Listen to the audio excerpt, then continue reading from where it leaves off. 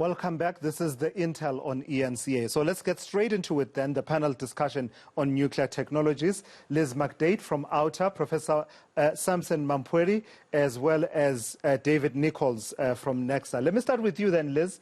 Having listened to the DDG, Zizamele Mbambo, and knowing what you know about the Section 34 determination, the intention to procure 2,500 megawatts of nuclear energy to add to our energy mix, and also given the backdrop of where we have come from 9.6 gigawatts, 9,600 megawatts during the Zuma years, which would have been procured through Rosatom of Russia, to where we are now. Are you comforted? Are you comfortable that these are the words of a government you can trust to do this and do this properly and efficiently?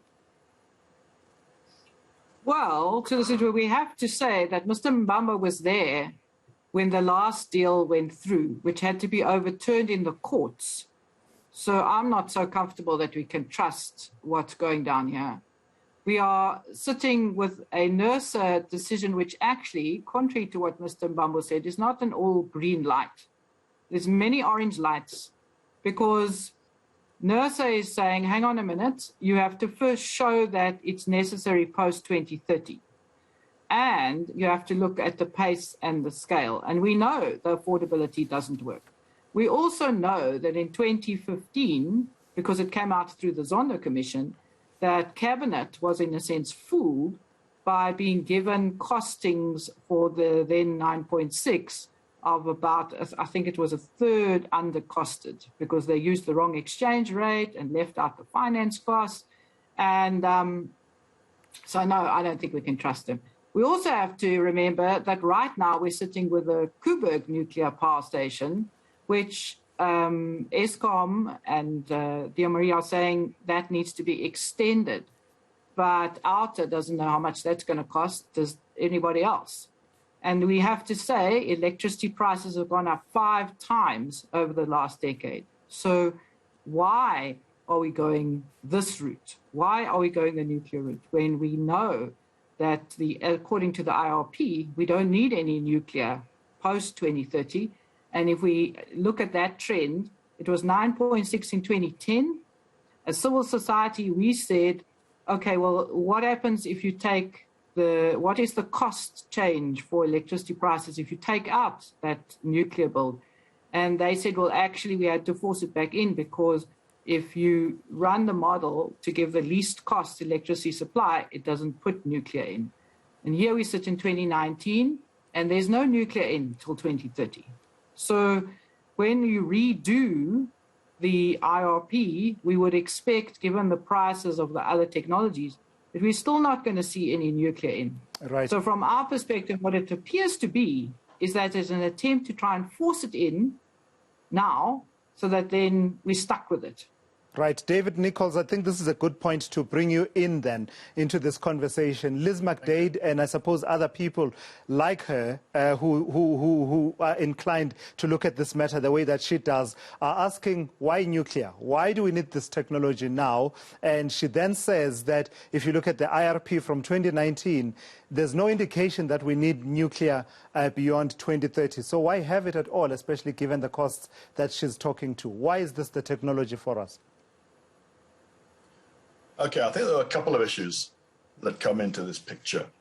The first thing is that in the IRP, some very key assumptions were made, which are stated in the IRP, which actually make the IRP somewhat challengeable.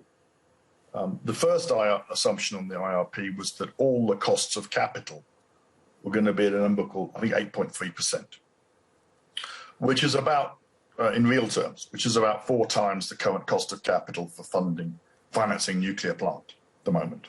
We did the Egyptian deal to show that. So the overall costing structure was difficult in terms of the cost of capital. The second point, which is quite important in the IRP, is it made a very clear statement that it assumed the transmission grid costs were the same for all the technologies involved.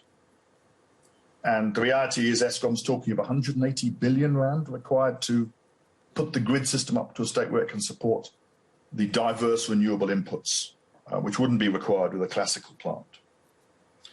It also said explicitly that the gas price was assumed to be a non-market price.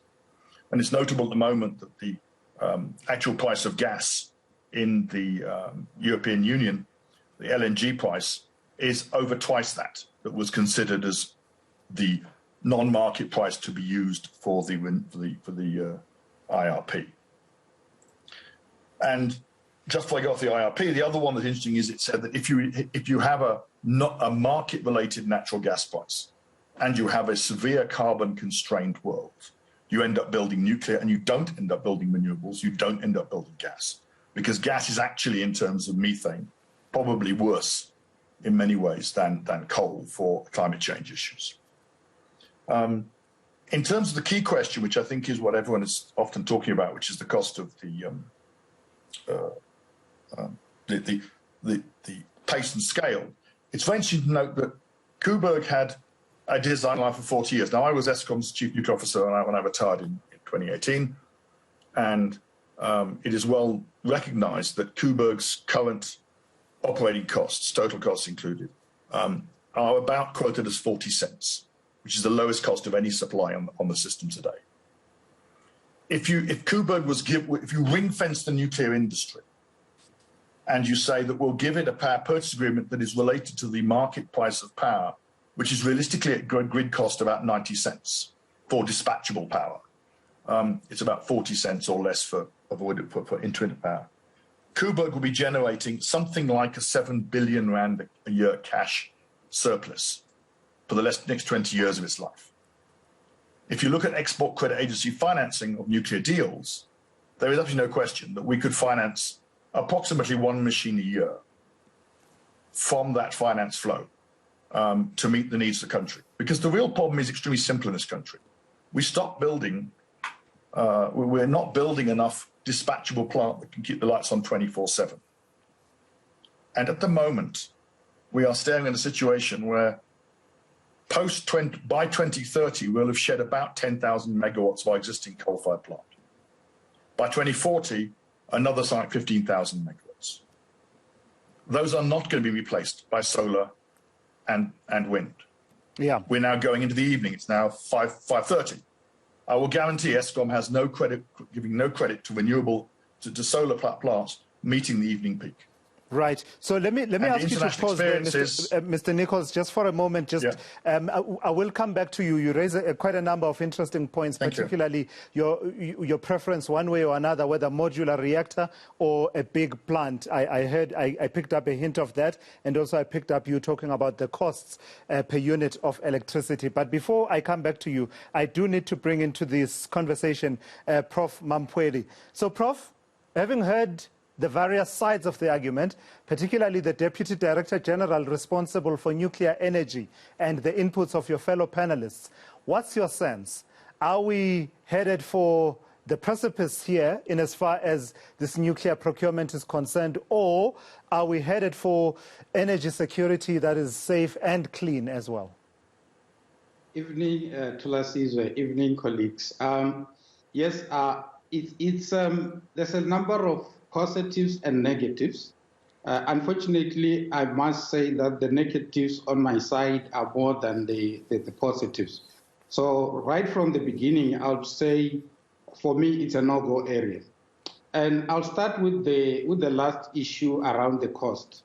I mean, we all know that the levelized cost of energy for a nuclear plant looks quite lucrative. So what that means is, if we are to build a nuclear power plant today, we will reap the benefits in a very long run. So we're reaping the benefits for Quebec because Quebec was built in the 70s or somewhere there.